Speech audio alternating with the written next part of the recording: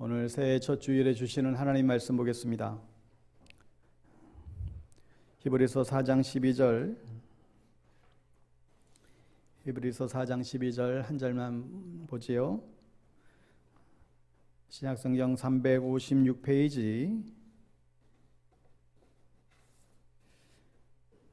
히브리서 4장 12절 말씀 우리 찾으셨으면 또 화면을 통해서 같이 읽겠습니다. 자리에서 일어나셔서 하나님 말씀 한 목소리로 같이 선포합니다. 시작. 하나님의 말씀은 살아있고 활력이 있어 좌우의 날선 어떤 검보다도 예리하여 혼과 영과 및 관절과 골수를 찔러 쪼개기까지 하며 또 마음의 생각과 뜻을 판단하나니. 아멘. 다시 한번 신년주일을 맞아 올 한 해 동안 하나님의 크고 놀라우신 사랑과 은혜가 여러분의 개인의 삶과 가정 가운데에 충만하게 임하게 되기를 예수님의 이름으로 축원드립니다. 올해 우리 2023년 방배동교회 폐원은 살아있는 말씀과 깨어있는 성도들의 공동체입니다. 여러분 특별히 설명을 안 해도 쉽게 이해할 수 있는 그런 내용이죠. 여러분 지금은 정말 죽어가고 있는 한국 교회의 골든타임과 같은 시간을 보내고 있습니다. 교회마다 젊은이들이 사라지고 주일학기가 사라지고 있다는 얘기들을 우리가 익히 계속 들어왔습니다. 그런데 상황이 생각보다도 더 심각한 것을 계속 보게 됩니다. 좀 큰 교회들은 아직도 그래도 교회당 안에 그득히 자리를 그래도 차지하고 계시는 어르신들이 많이 계시니까 이 심각성을 잘 느끼지 못할 수도 있겠지만, 그런데 조금만 더 시간이 가면 교회 성도님들이 텅텅 비게 될 올 날이 올지도 모릅니다. 하여 지금의 이 골든타임을 놓치게 된다고 한다면 한국교회는 정말 위험해진다라고 저마다 이야기들을 하고 있죠. 전국에 있는 대학의 교수들을 대상으로 설문조사를 해서 그 해에 사자성어를 정하는 일들이 있는데 2022년도 정해진 사자성어는 과의불개라는 단어입니다. 과의불개, 잘못하고도 고치지 않는다라는 뜻이죠. 우리가 지금 문제를 알고 있어도 이것을 그냥 무시하고 지나쳐 버린다라고 한다면 반드시 큰 후회를 하게 될 거예요. 남아있는 이 소중한 시간에 과연 우리는 무엇을 해야 할까요?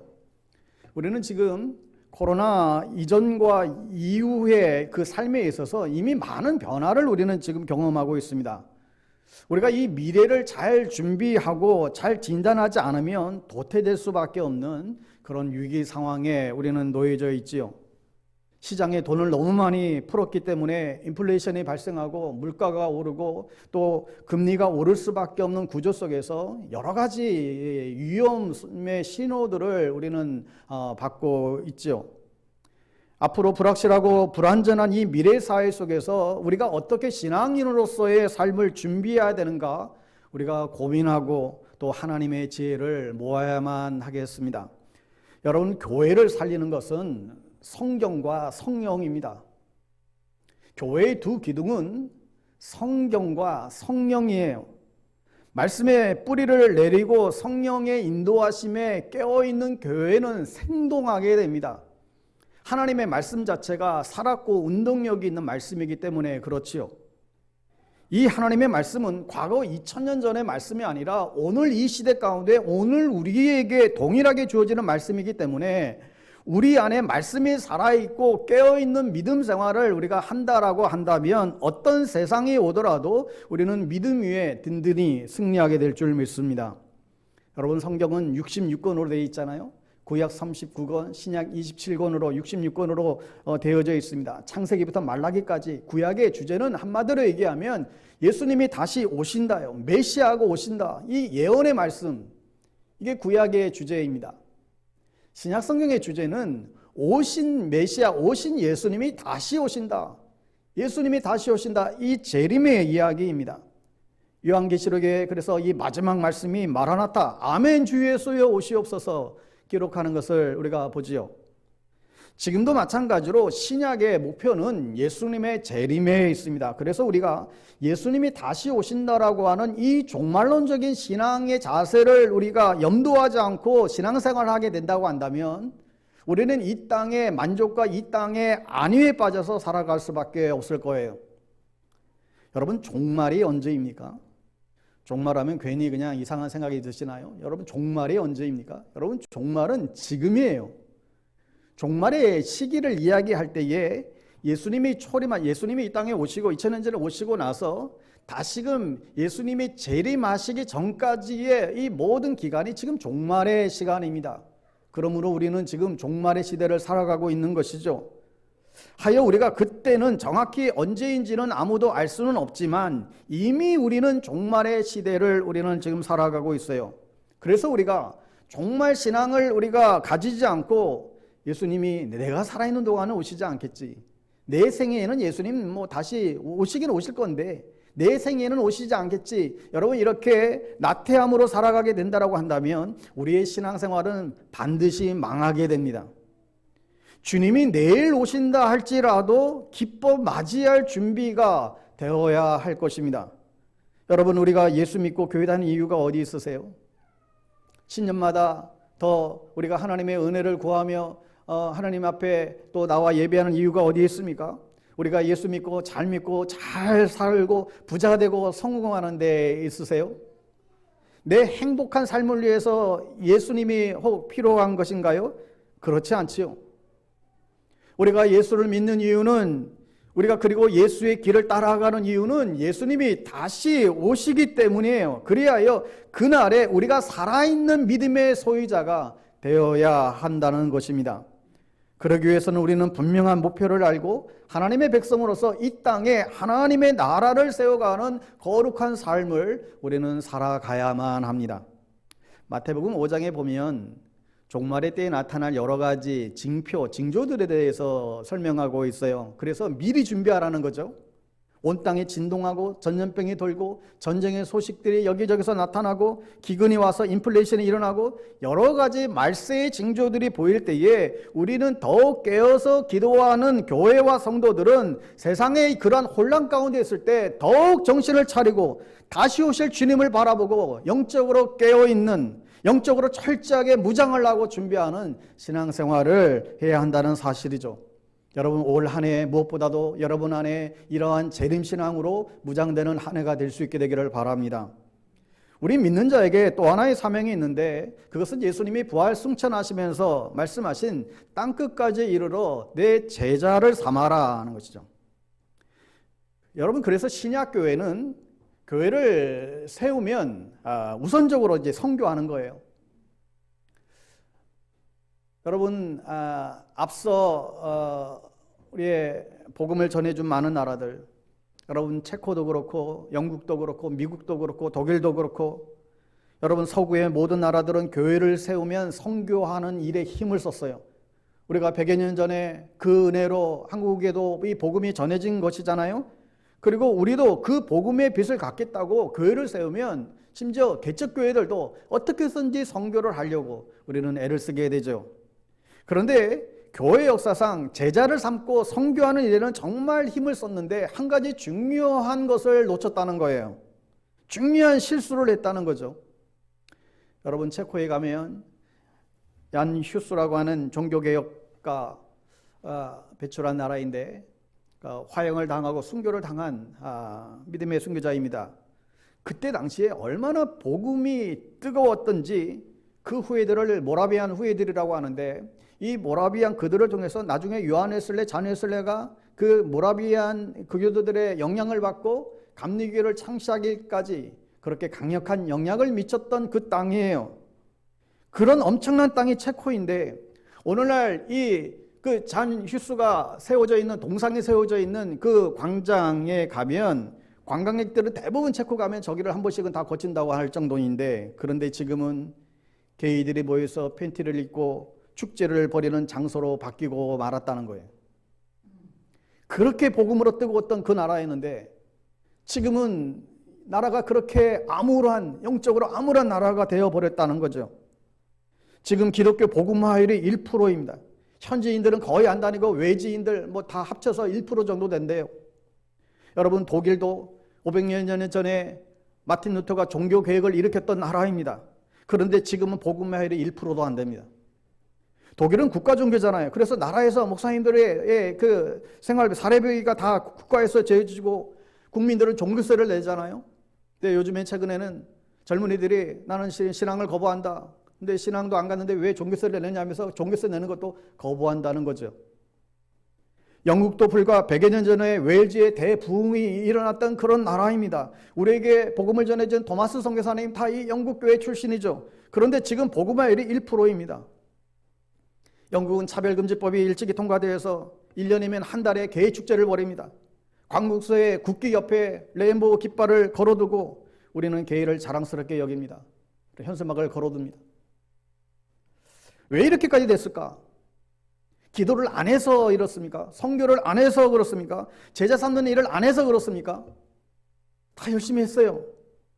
그런데 한 가지 미스한 것이 있는데, 이 구약의 중요한 가르침인 자녀들을 말씀으로 양육하고 제자를 삼는 일에 실패했다는 거예요. 신명기 6장 4절 9절 말씀 우리 화면 통해서 한번 읽어볼게요. 신명기 4장 6절 4절에서 9절 같이 읽습니다. 이스라엘아 들으라. 우리 하나님 여호와는 오직 유일한 여호와시니 너는 마음을 다하고 뜻을 다하고 힘을 다하여 내 하나님 여호와를 사랑하라. 오늘 내가 내게 명하는 이 말씀을 너는 마음에 새기고 내 자녀에게 부지런히 가르치며 집에 앉았을 때에든지 길을 갈 때에든지 누워있을 때에든지 일어날 때에든지 이 말씀을 강론할 것이며 너는 또 그것을 내 손목에 매어 기호를 삼으며 내 미간에 붙여 표를 삼고 또 내 집 문설주와 바깥문에 기록할지니라. 여러분, 오늘날도 이것을 정확하게 지키는 사람들이 있는데 이 정통 유대인들이죠. 이 유대교 믿는 사람들, 이 사람들은 예수님이 메시아로 아직 인정하고 있지는 않지만 그래도 지금 많이 지금 돌아오고 있기는 하지만 그들은 이 구약만 그들은 알잖아요. 근데 구약의 목표가 뭐예요? 자녀들을 양육하는 거예요. 제자 삼는 데 있어요. 여러분, 유대교는 자기들이 전 세계에 이 유대교를 퍼뜨리겠다 그런 세계 비전이 유대교에는 없습니다. 내 자녀들을 말씀으로 제자 삼는 게 그들의 목표예요. 랍비가 있는 이유도 유대교가 있는 회당이 있는 이유도 오로지 자녀들을 제자 삼는 데에 있어요. 그래서 랍비들은 줄기차게 토요일이면 회당에 모여서 신명기를 강론해요. 그리고 말씀을 지킵니다. 그러니까 2000여 년 동안 나라를 빼앗겨도 그 자녀들을 제자로 삼을 수 있었던 거예요. 여러분, 이스라엘 민족의 그 교육의 중심은 하나님의 말씀에 있습니다. 아까 읽었던 이 신명기 4장의 6장 4절 9절을 근거하고 있는 거죠. 이스라엘에 들어라. 우리 하나님 여호와는 오직 하나 여호와시니 너는 마음을 다하고 성품을 다하고 힘을 다하여 내 하나님 여호와를 사랑해라. 이걸 이 쇠마라 그런 거예요. 이스라엘아 들어라는 히브리어 말이 이 쇠마입니다. 하나님의 말씀을 듣는 것이 교육의 출발점이었어요. 우리가 듣고 또 들어야 될 말씀은 하나님의 이 말씀, 마음을 다하고 뜻을 다하고 성품을 다하여 하나님을 사랑하라고 하는 그 계명인 거죠. 또한 유대인들의 이 신앙 교육의 중심은 학교가 아니라 가정임을 우리가 알게 되죠. 언제가 어느 집에 갔더니 제가 정확히 기억이 안 나는데 부자가 10억이 될 때까지, 부자가 될 때까지 아무것도 쓰지 말자. 요거를 수기로 써가지고 문고리마다 다 붙여놨더라고요. 방문 들어갈 때마다 다 붙여놨어요. 싱크대에도 붙여놓고 냉장고에도 붙여놓고 부자가 될 때까지 아무것도 쓰지 말자. 야, 이분 부자가 되겠다 속으로 생각이 듭니다. 여러분, 그런데 유대인들의 집은 그런 집이 아니라, 호화로운 주택을 말하는 것이 아니라 문설주에 성경 말씀이 붙어있는 집을 말하는 거예요. 집안 식구는 출입할 때마다 그것에 입을 맞춰요. 하나님의 말씀을 손목에 붙이고 이마에 매는 것은 내 손으로 무슨 일을 하든지 하나님의 은혜임을 깨닫고 불완전한 인간의 어떤 지식보다 하나님의 지혜의 말씀에 의존해야 된다라는 것을 표현하고 있는 것이죠. 쇠마의 신앙교육은 가정에서 이루어져요. 이스라엘의 가정은 학교이고 회당이고 배움의 터전이고 집에서 먼저 글을 배우고 하나님을 알게 되고 집에서 하나님을 예배해야 하는 그 모든 일들이 사실 가정에서 이루어집니다. 그러니 부모를 통해서 신앙이 이제 전수되는 것입니다. 그러므로 가장 중요한 것은 부모인 나 자신이 먼저 말씀을 가슴판에 새기는 일이에요. 그래서 유대인들은 밤낮 얼마나 많은 외세의 침략으로 성전이 파괴되고 학교가 없어지고 나라를 빼앗기고 그런 상황 가운데서도 그들의 가정만은 포기하지 않았고 하나님을 경외하는 율법을 계속해서 가르치고 이웃을 사랑하는 이 평화에 대한 메시지를 계속해서 가르쳐 왔기 때문에 2000년 동안의 나라에 이르는 그런 방랑 생활을 하면서도 이 나라가 없어지지 않고 신앙교육으로 그 민족의 역사를 이어져 간 것이죠. 여러분, 그런데 반면에 우리 개신교는 열방선교에 대해서 굉장히 열심을 내면서도 자녀들을 제자 삼고 양육하는 일에 실패하다 보니까 600년 동안 전 세계 복음화에는 앞장섰지만 오늘날 세대 간의 복음이 다 끊어져 버린 거예요. 유럽의 텅 빈 교회들 이제 막 세일돼서 팔려나가는 오늘날의 현실이 되고 말았습니다. 여러분, 그렇다면 우리나라는 어떻습니까? 여러분, 이미 이 코로나를 거치는 동안에 한국교회 안에 많은 지각 변동이 사실 지금 일어나고 있어요. 가시적으로는 12,000개의 교회가 문을 닫았다고 합니다. 직접적으로는 재정의 문제예요. 사람이 모이지 않고 헌금이 줄고 그러다 보니까 운영 자체가 어려워지게 되니까 문을 닫게 되는 경우들이 그렇게 많이 늘어난 것이죠. 그래서 자금의 한국교회가 신학자들 또 목회자들 또 한국교회를 염려하는 이런 많은 분들이 이쪽에 그 헤드십들이 모여서 이 한국교회 앞으로 어떻게 해야 되는가, 어떻게 이 돌파해야 될 방법들이 뭔가 여러 가지 반성과 함께 가장 중요한 신앙의 깃발을 내세우고 주장한 것이 뭐냐면 바로 교회와 가정을 연계한 신앙교육에 집중하자는 거예요. 교회학교 위기의 가장 큰 요인으로 분석한 그 데이터를 보면 1순위가 부모에 있습니다.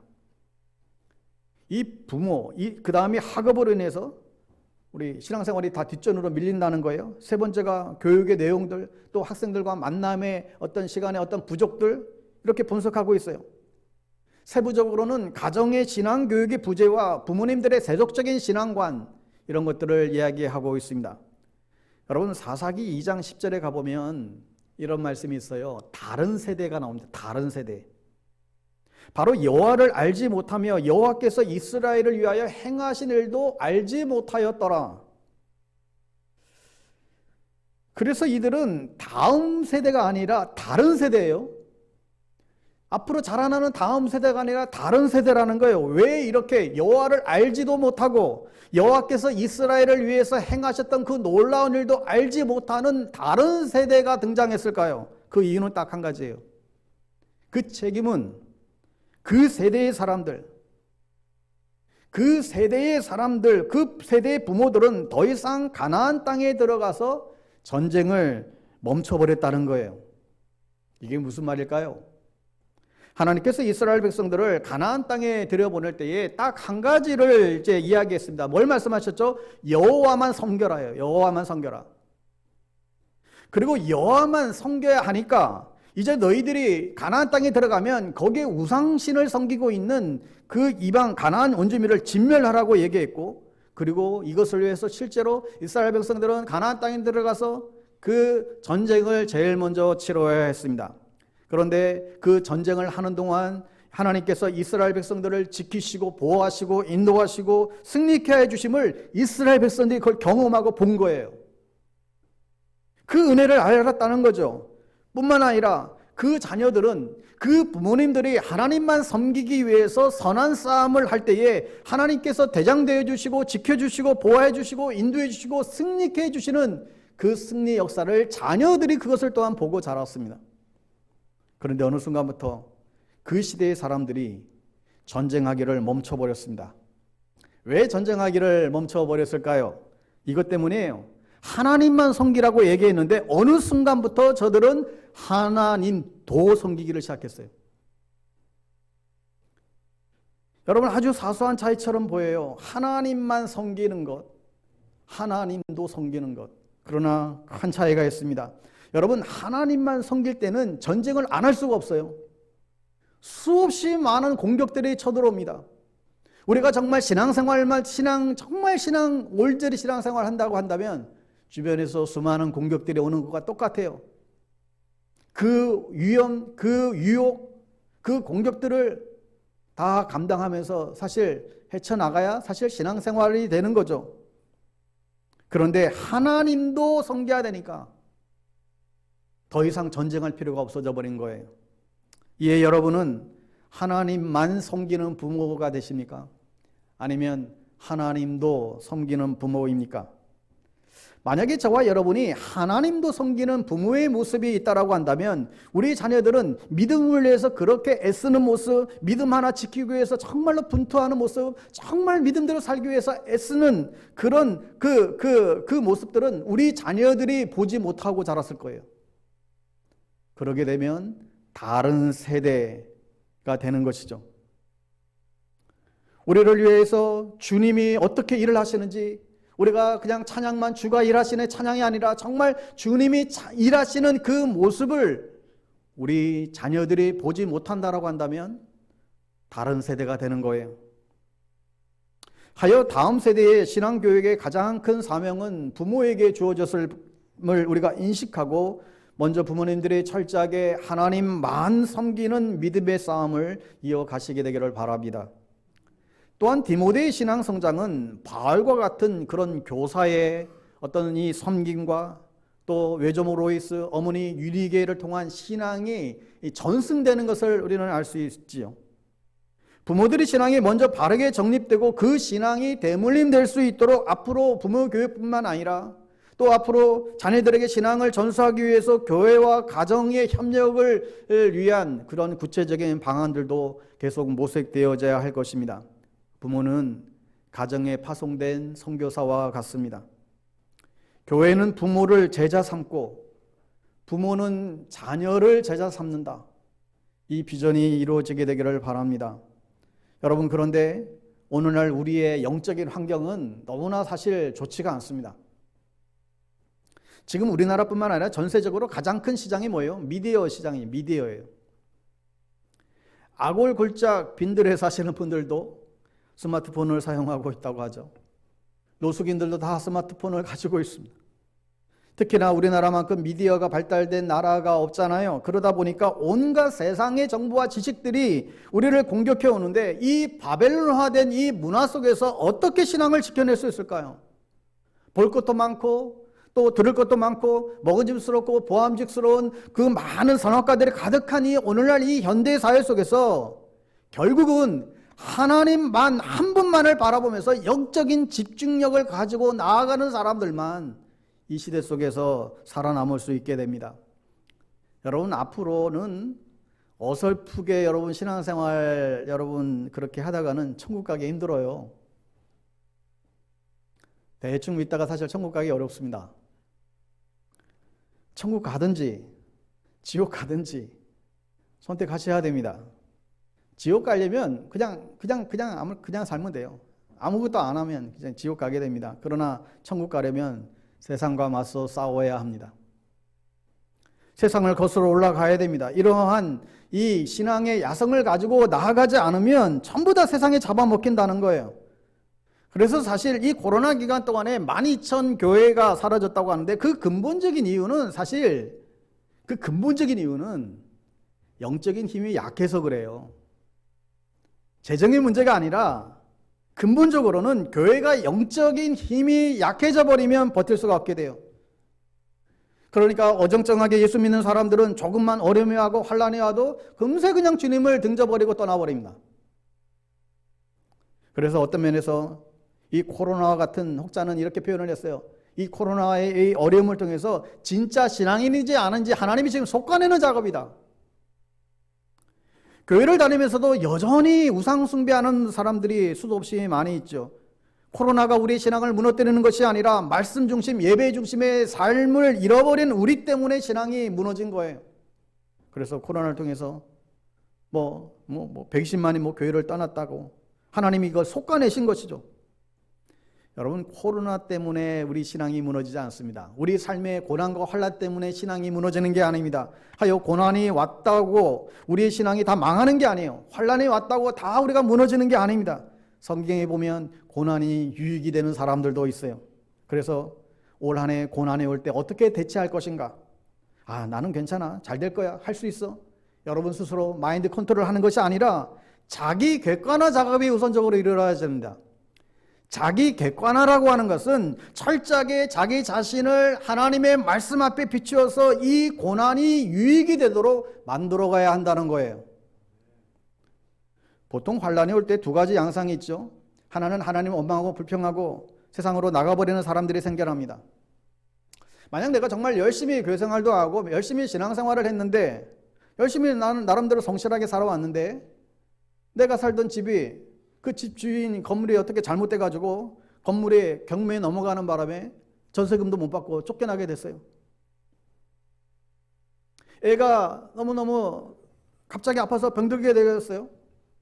여러분, 이러한 어려움이 있으면 시험이 들어서 하나님을 떠나버리는 사람들이 생깁니다. 예수 믿으면 복 받고 사업도 잘 된다고 해서 교회를 다녔는데 웬걸 사업이 더 잘 안 되는 거예요. 그래서 되는 게 없다고 교회를 떠나는 사람들이 있습니다. 여러분, 그것은 완전히 망하는 일이에요. 가지가 포도나무 떨어져 나가면 그걸로 끝나는 거예요. 두 번째는 주님 앞에 나와 기도하는 사람들이 있어요. 어려움이 있을 때, 환난이 있을 때 다시금 주님 앞에 십자가 앞에 무릎을 꿇는 사람들이 있습니다. 주님, 제가 잘못했네요. 주님, 저 살려주세요. 주님, 저 좀 불쌍히 여겨주세요. 다시 한번 저에게 기회를 주세요. 주님 앞에 와서 울고불고 기도하는 사람들이 있지요. 그러면 그 기도에 하나님이 이제 내가 돌아왔구나, 단번에 딱 기도 응답을 딱 들어주면 얼마나 좋을까요? 그런데 주변에 보면 기도가 그렇게 잘 안 들어주시는 것 같아요. 그런데 죽지 않을 만큼만 하나님이 우리에게 공급해 주시면서 인내의 시간을 가게 하십니다. 절대 죽이진 않아요. 그러나 하나님이 우리에게가 정말 안 죽을 만큼 공급하세요. 그런데 환난이 오고 그런 인내의 시간을 거치면서 우리에게 연단의 준비를 하는 것이죠. 환난은 인내를 낳고 인내는 연단을, 그 시간을 통해서 우리 한 사람 한 사람을 주님의 정결한 거룩한 신부로 만들어 가십니다. 죄질 힘도 때로는 없게 만들어요. 딴 생각할 여지도 없게 만들어버려요. 사치할 여유도 없고 우리의 심령을 아주 가난하게 하나님이 만드세요. 오로지 주님 한 분만으로 만족해. 나는 정말 주님 한 분만 있으면 되겠어요. 이 상태가 오는 것이죠. 그때 비로소 사실 말씀이 보이기 시작하고 하나님 나라에 대한 소망으로 우리 안에 가득 차게 됩니다. 그때부터 주님을 향한 찬양과 경배로 나아갈 뿐만 아니라 이제는 나를 위한 삶이 아니라 하나님 나라를 위하여 우리는 발걸음을 비로소 시작하게 되는 것이죠. 여러분, 강남에 예수 믿는 사람들의 인구 분포도가 전국에서 가장 높다는 거 아시죠? 왜 강남에 예수 믿는 사람들이 가장 많을까요? 부자들은 예수를 잘 믿는다? 아니면 예수를 잘 믿었더니 부자가 되어서 저 강남에 산다? 어느 걸까요? 둘 다 틀렸어요. 돈이 있으니까 강남에 사는 거는 맞는데 돈이 있어도 부족함이 없는데 이상하게 마음이 허해요. 환경은 다 갖췄는데 이 마음이 허한 거예요. 뭔가 위안이 필요하고 신앙 하나 정도는 가져야 되겠다 그런 생각을 갖게 되는데, 그래도 주변에 보니까 그래도 기독교가 가장 세련되게 보이거든요. 주변에 정치인들, 유명인들, 연예인들 많은 사람들 가운데 가장 많은 사람들이 그래도 기독교를 믿고 있어요. 그러니 기독교를 선택하게 됩니다. 그런데 여러분, 아무런 문제가 없고 환난이 없을 때는 그냥 편안하게 나이스하게 신앙생활을 해도 괜찮아요.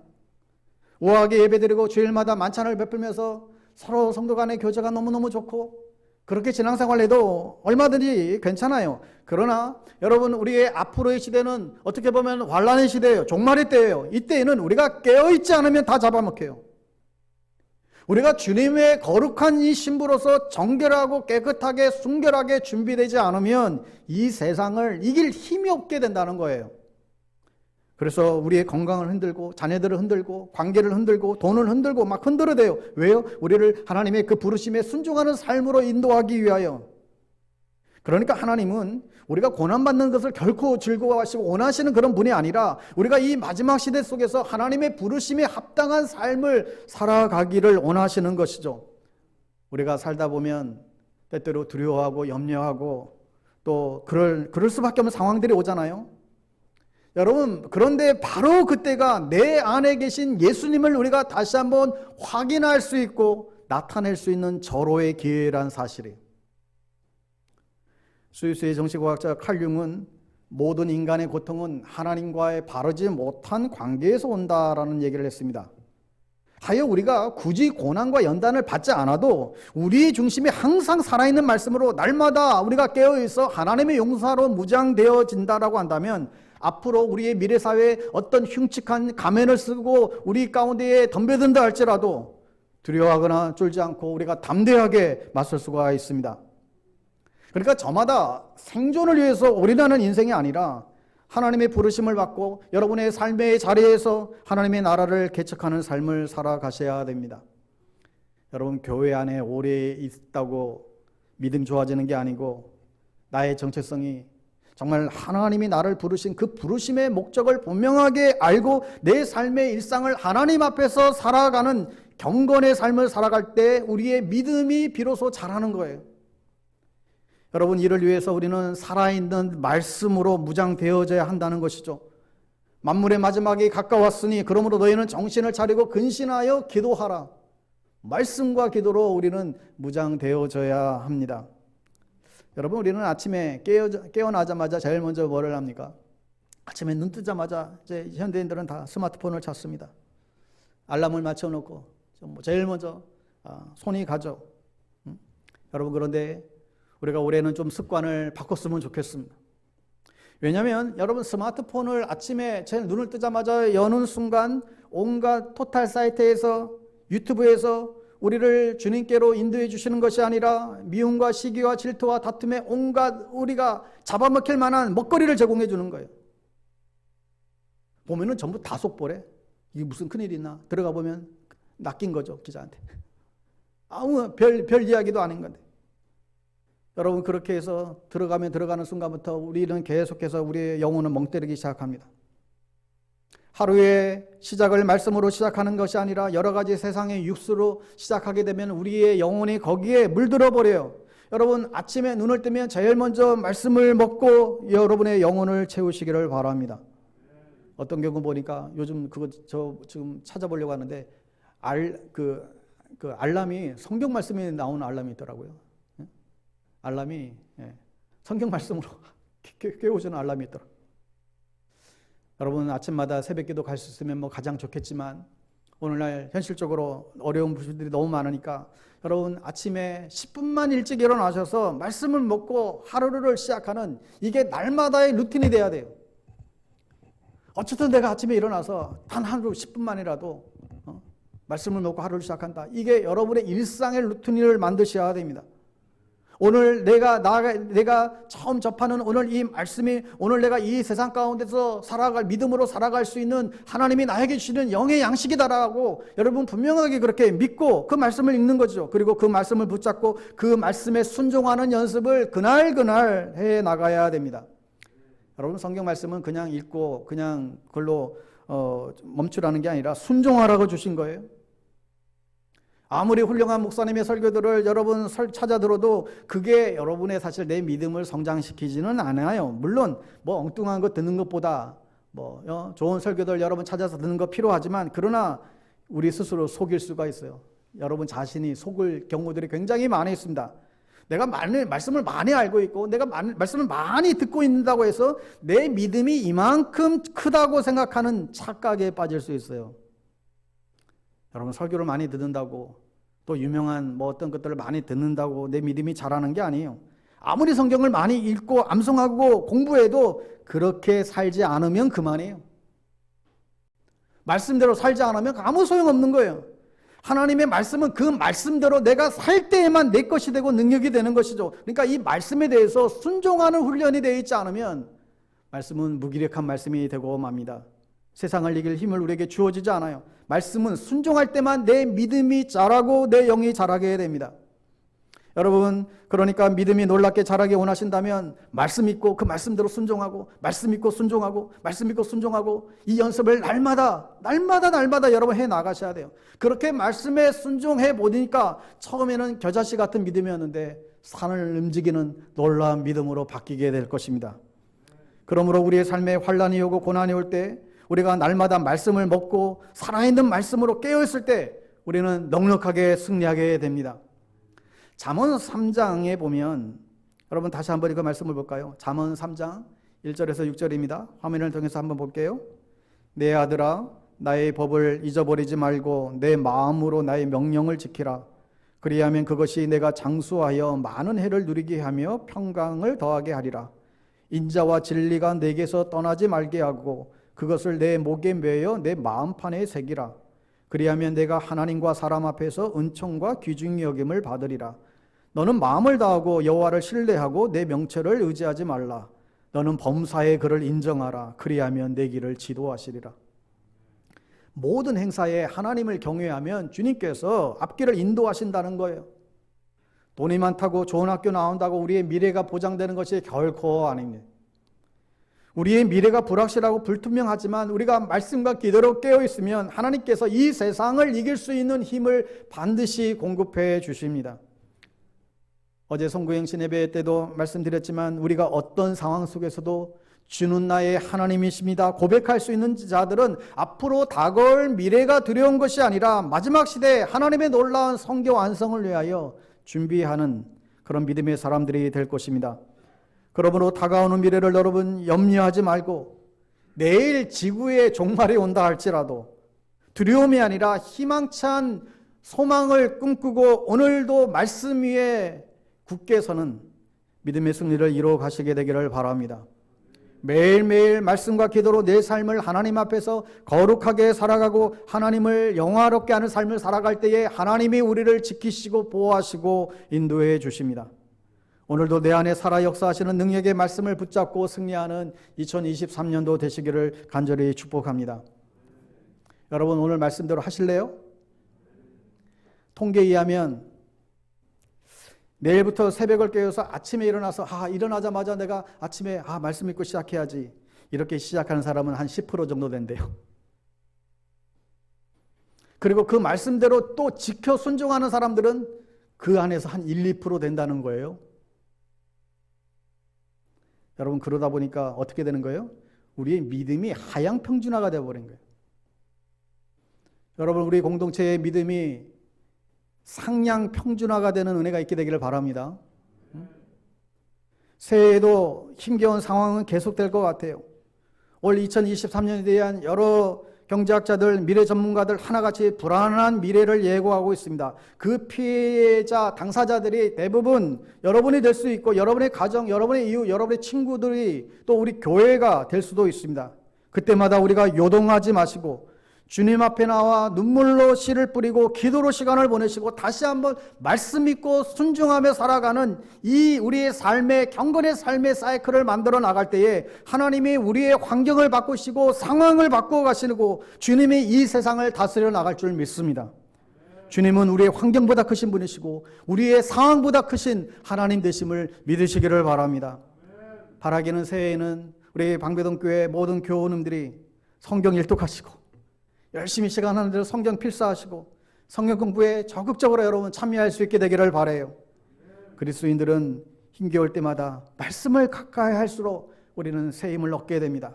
마지막 시대의 정금과 같은 그런 정말 빛나는 주님의 신부를 하나님이 오늘도 찾고 계십니다. 어설프게 교회 생활하면서 그냥 감정 싸움으로 시간 다 허비하는 어리석은 삶을 여러분 청산하시고 하나님의 나라와 그 일을 구하는 하나님의 역사에 쓰임받는 주인공들 다 될 수 있기를 주님의 이름으로 간절히 축원드립니다.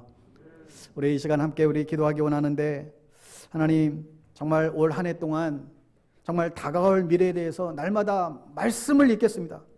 그 말씀을 붙잡고 순종하고 그대로 살아가겠습니다. 다가오는 어려움의 순간이 올 때마다 더욱더 주님 앞에 가까이 나아가겠습니다. 그런 마음으로 하나님 앞에 우리가 좀 한 번 더 결단하며 그렇게 기도하기를 원합니다. 기도하겠습니다. 오 하나님 아버지, 오 주님이여, 주님, 하나님 올 한 새해 아무리 골리앗과 같은 수많은 적군들이 우리의 삶 가운데 언습한다 할지라도 하나님, 우리가 살아있는 말씀과 우리가 영적으로 더욱더 깨어있어서 주님을 붙잡고 나아가는 그 신앙의 힘으로 말미암아 하나님, 우리 안에 당신의 거룩함을 아버지와 나타내며 살아갈 수 있는 하나님, 저희들 되어줄 수 있게 되기를 원합니다. 오 아버지 하나님의, 우리의 환경이 두려운 것이 아니라, 우리의 상황이 두려운 것이 아니라, 우리가 하나님을 멀리하고 떠나버리는 그 모습이 우리가 두려운 것임을 알기를 원합니다.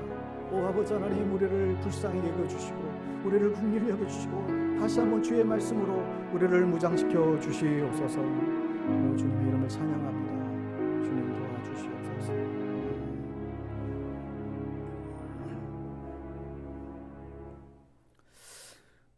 살아계신 하나님 아버지, 정말 살아있는 말씀과 깨어있는 성도들이 되게 하셔서 이 혼탁한 시대 속에서 하나님의 나라를 세워가게 하시고 믿음으로 이 세상을 이겨내는 주역들 다 될 수 있도록 2023년도 우리 모든 방배동교회 믿음의 교우들 한 분 한 분을 주님 붙들어 주시옵소서. 특별히 우리 자녀들이 하나님의 말씀으로 잘 양육되어 예수 잘 믿고 예배 잘 드리는 인생들 다 되게 하여 주시옵소서. 예수님의 이름으로 기도드리옵나이다. 아멘. 오늘 성찬